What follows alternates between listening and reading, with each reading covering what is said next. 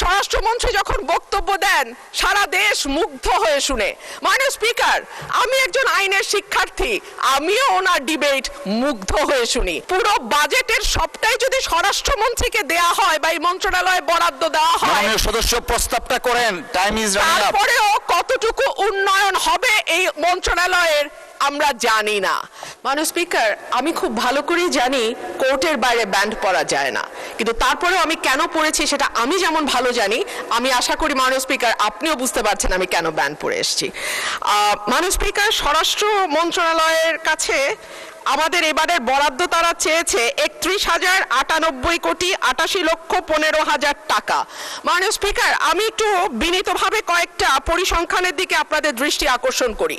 March এবং April মাসে সারা দেশে হত্যাকাণ্ড রেকর্ড করা হয় ৬০৫টি। অন্যান্য অপরাধ একই সময় ২৯৪টি ছিনতাই, ৯০টি ডাকাতি, ১৯৬টি অপহরণ, ২,২১৪টি চুরির ঘটনা, ১২৯টি পুলিশের আক্রান্ত হবার ঘটনা ঘটেছে। নারী ও শিশু নির্যাতন ২ মাসে ৩,৪৯৬টি নথিভুক্ত করা হয়েছে এবং সারা দেশে প্রতিদিনে গড়ে 10টির বেশি খুনের ঘটনা ঘটছে, খবর দিচ্ছে ডেইলি স্টার এবং বণিক বার্তা।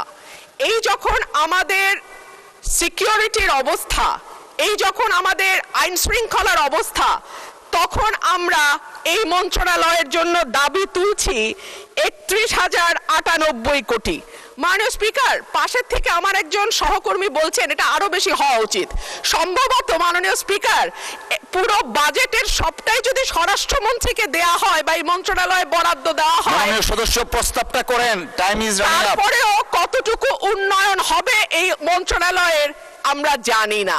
স্বরাষ্ট্রমন্ত্রী যখন বক্তব্য দেন সারা দেশ মুগ্ধ হয়ে শুনে।